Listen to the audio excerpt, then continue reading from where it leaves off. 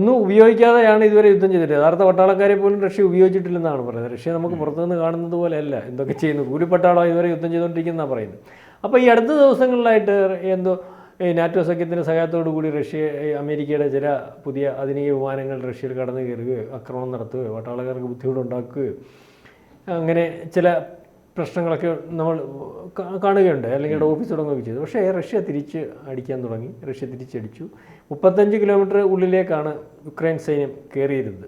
അതുപോലെ തന്നെ കുസിൻ എന്ന് പറയുന്ന നമ്മുടെ റഷ്യയുടെ പ്രദേശത്തൊക്കെ കൈയടക്കുകയൊക്കെ ചെയ്തു. ഇപ്പോൾ തിരിച്ചു വന്ന് റഷ്യ വളരെ കൃത്യമായിട്ട് ഉക്രൈനെ ആക്രമിക്കുകയും ഉക്രൈൻ്റെ തന്ത്രപ്രധാനമായ സ്ഥലങ്ങളെല്ലാം റഷ്യ പിടിച്ചടക്കുകയും ഒക്കെ ചെയ്തിട്ടുണ്ട്. അപ്പോൾ റഷ്യയുടെ എനിക്ക് തോന്നുന്നു സൈന്യത്താവളം, ആ സൈന്യത്താവളം റഷ്യയുടെ അല്ല യുക്രൈൻ്റെ സൈന്യത്താവളം റഷ്യ പിടിച്ചെടുക്കുന്ന അവസ്ഥയിലേക്ക് നീങ്ങിയിരിക്കുകയാണ്.